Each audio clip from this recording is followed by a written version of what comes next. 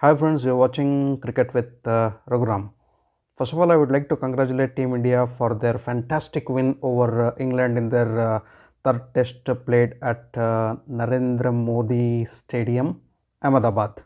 Today, India won the match by 10 wickets on the second day of the third test. Yes, you heard it right.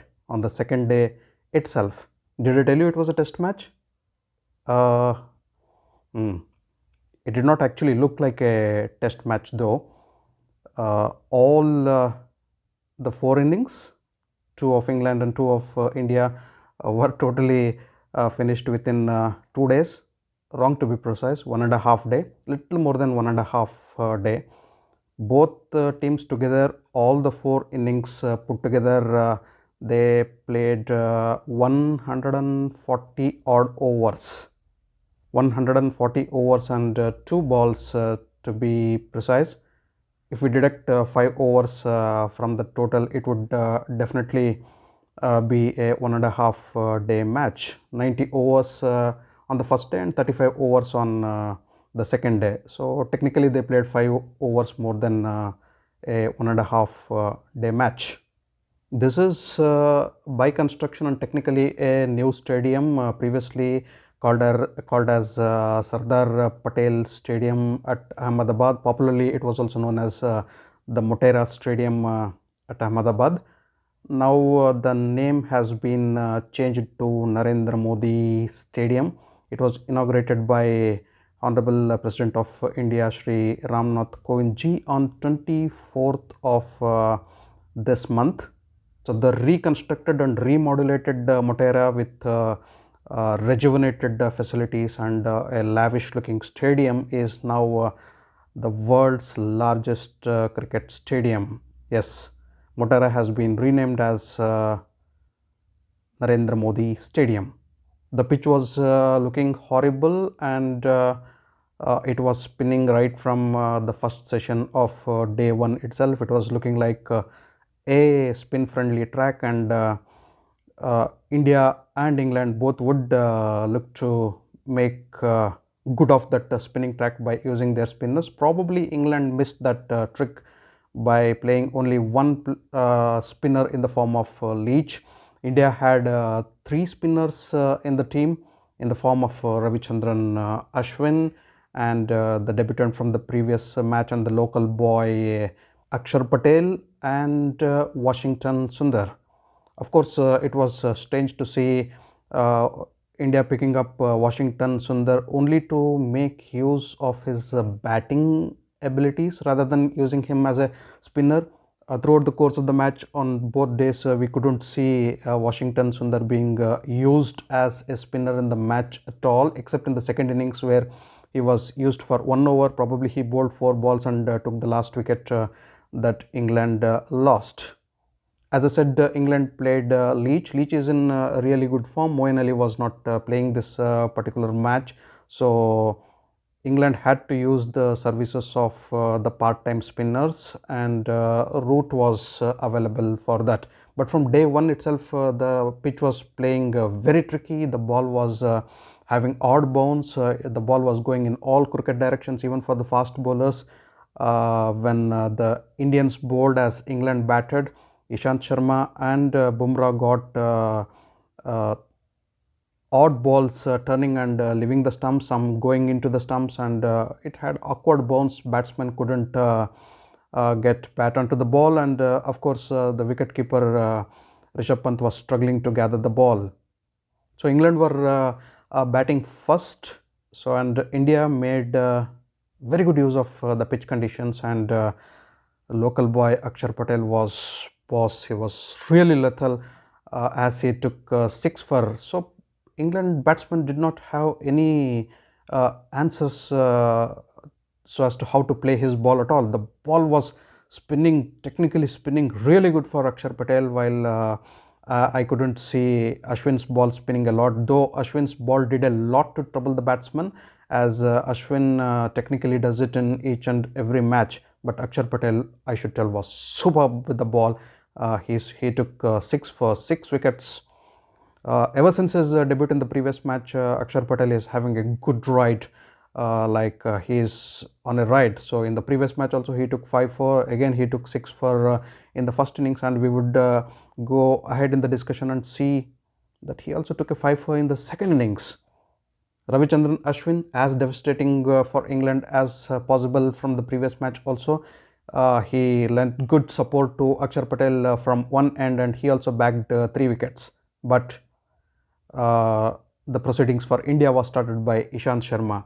Ishant Sharma is playing 100th match in this Motera test, or the Ahmedabad test.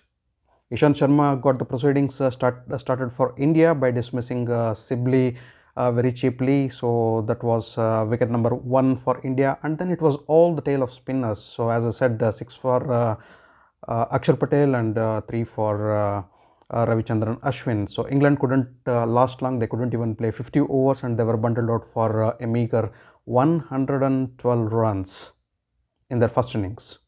Among all the batsmen, Crawley was looking really good. He was attacking, and he scored 53 runs. That obviously happened to be the top score for England in the first innings. As I said, it was a happy note for Ishant Sharma because he was playing his 100th match. He was also felicitated by Honorable President of India and also Amit Shah ji. So he was a happy person. Indian team was on a happier side. Almost like celebrating Ishant Sharma's 100th match. Playing 100 matches, especially for a bowler, especially a fast bowler, an Indian fast bowler where India mostly relies upon spin, it's a good feat for Ishant Sharma to have played 100 matches for India, and for having taken 300 wickets. That's a glorious journey for the fast bowler, and I would congratulate Ishant Sharma for his feat. Now coming to the Indian chase, India did not start good, as they struggled to get few runs. Rohit Sharma was really looking good in an attacking mood. He got quick runs. On the other hand, the other opener, his opening partner Shubman Gill, was not at all comfortable. He struggled to get his opening run, and India quickly lost Shubman Gill and also the most reliable player Cheteshwar Pujara. That was not good news for India. So that meant India had to manage the show till the stumps on day 1, not losing more wickets. That was technically done superbly by Rohit Sharma, who was looking rock solid at one end, and in the company of Captain Virat Kohli. So they were looking like going to the stumps with around 100 on the board and 2 wickets lost, and that would be a healthy sign for India to come and put a big lead on day 2 and technically bat England out of the game. So as the Ahmedabad, the pitch was turning a lot and offering too much for the spinners, and even Jack Leach was troubling the Indian batsmen on the first day itself. So India probably would have looked at building a monumental lead and giving a big lead on the England's total, and probably also look at not batting for the second time.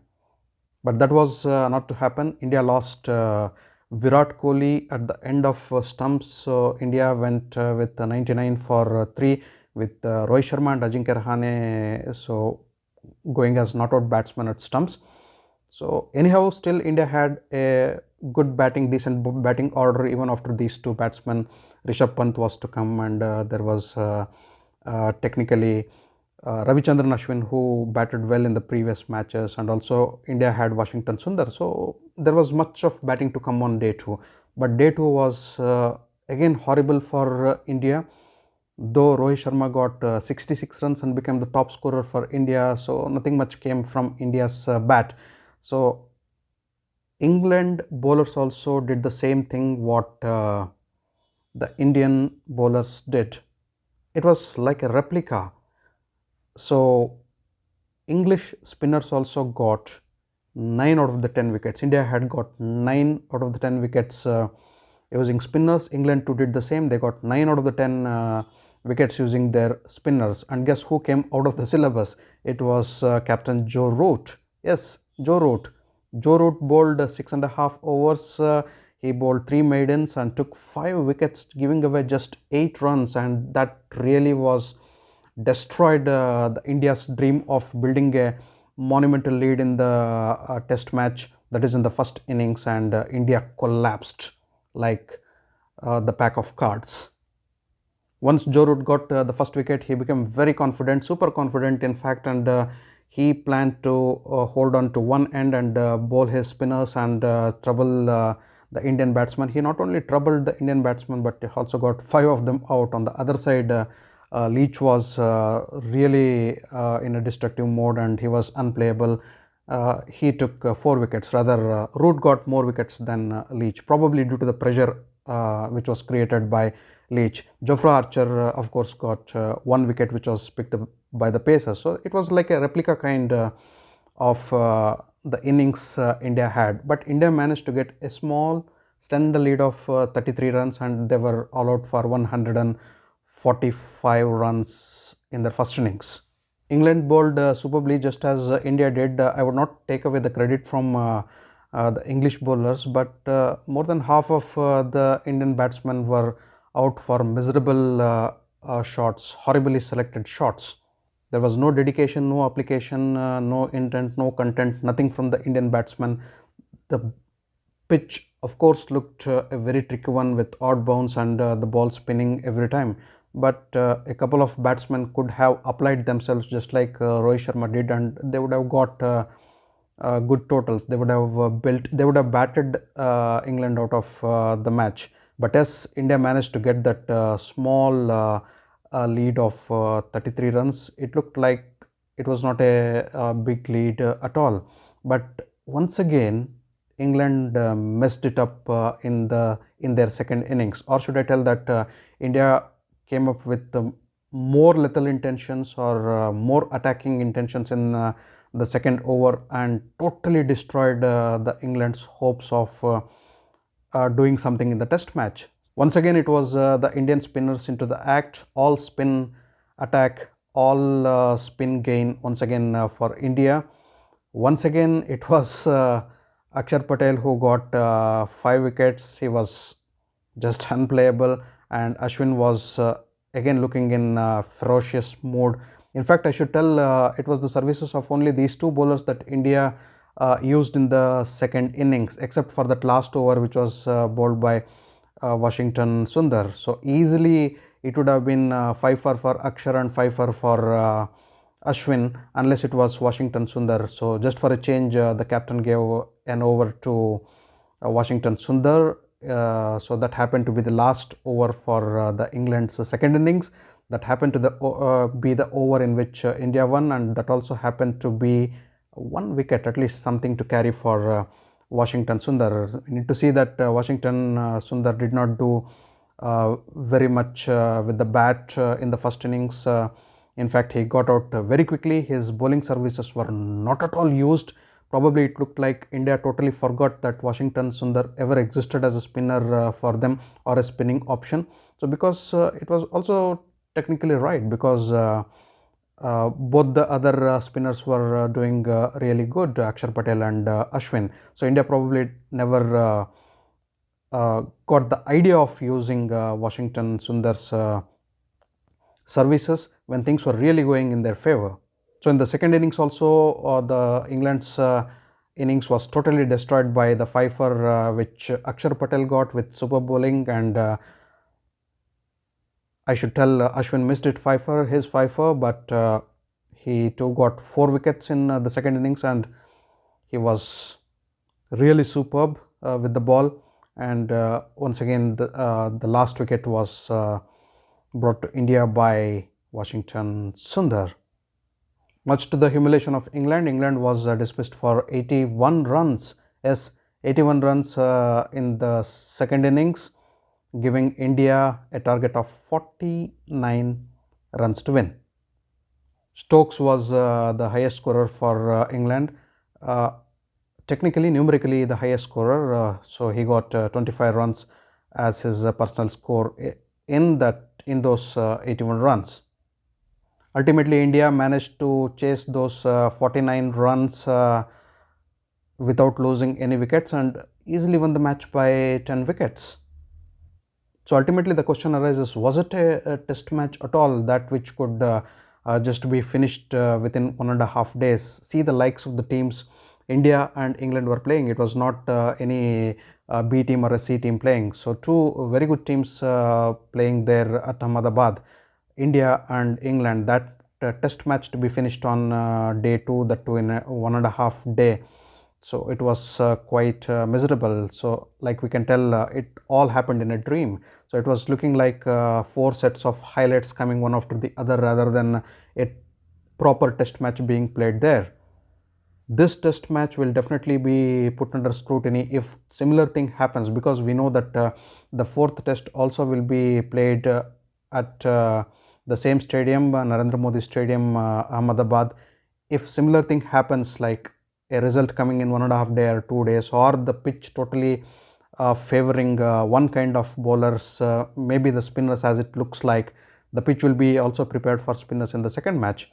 So that will definitely, there will be debate, that definitely the eyebrows will be risen and a lot of queries will be asked, and the pitch will be put in under scrutiny.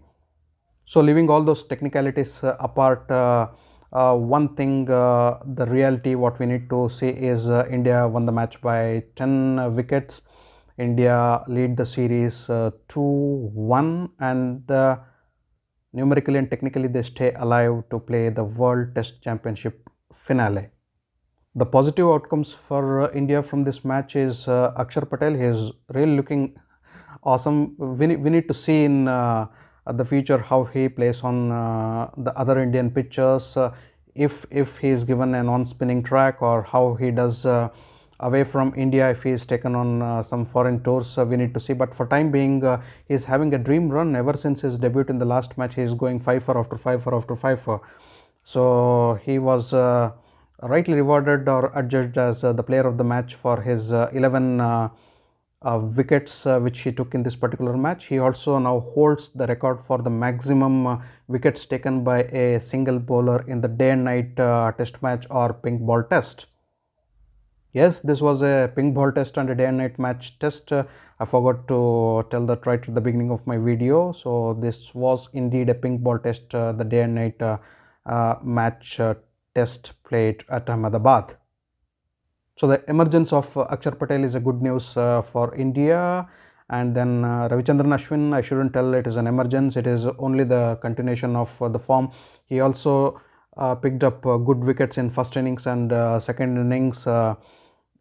3 in the first innings and 4 in the second innings.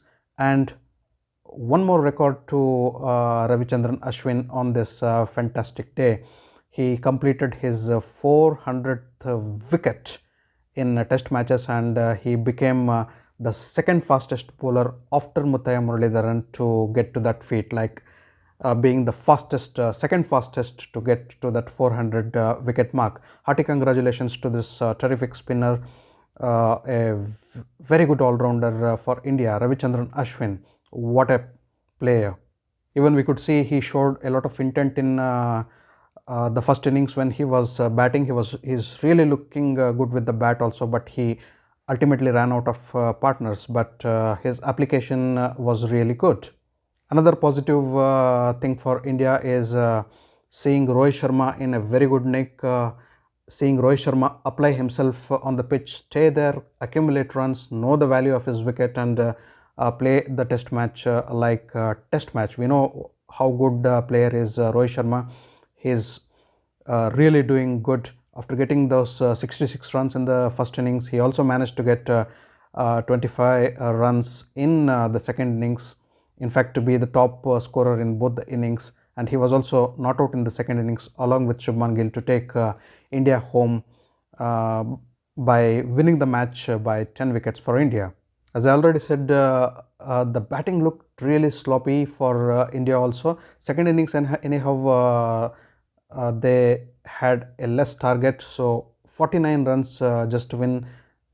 They really couldn't have messed it up. So else when we see the first innings, I see a lot of Indian batsmen need to apply themselves, be there, hang on, and try to get runs. So some batsmen, well, we could tell it was bad luck, like Pujara got out in the first innings in the flow, but the other batsmen who got out for wrong shots, they need to apply themselves, they need to be there, hang on and get runs for India. So it's a good team. So we have seen them play good innings, save tests and win tests for India previously also. Probably they will come good in the next match. We can't even tell that what exactly happened there. The pitch was really horrible, or what exactly was going on in their minds in the first session of day 2. But had England played really good in their second innings, had they put some runs on the board, maybe 100-150 runs, it would have been a tricky scenario for India in this in the fourth innings. So well, whatever happened is happened, and we need to look at the positive side of the match. So the positive side is India winning the match, so that was a happy sign. They will carry that positivity into the fourth test match and eventually try to win that match. They have to win that test match, or they need to see that the match is a draw. England will come up really strong, I think so, in the next match, and would not give it up so easily. If they upset India there, so if India happen to lose the fourth test, so the doors for their world championship trophy will be closed. So technically, to be there in the finale of the world test championship, they either have to win the match or draw that match. So hope to see good results for India in the fourth match as well. Before winding up the videos, I would once again congratulate Team India for their fantastic win over England. Hope their winning journey continues. I would like to congratulate Ishant Sharma for his 100th test match. May he play more matches for India. He was not looking in really good form with the ball, so probably I would love to see more of Ishant Sharma in good action amongst the wickets, what I tell. So in the upcoming matches, best wishes to him. Hearty congratulations to Ravichandran Ashwin for his a landmark of getting to those 400 test wickets in quick time and becoming the second quickest bowler to do so. Hearty congratulations to Axar Patel for winning the player of the match honors. I also wish to see him more in action in the upcoming matches and continue the same strategy of bowling and get more wickets for India and win more matches for India as well. Thanks for watching my video. If you have loved my video, kindly like, share and subscribe to my channel. I'll catch up with you all with more action and more news from the cricketing world in my next video. Until then, take care. Goodbye. Namaste.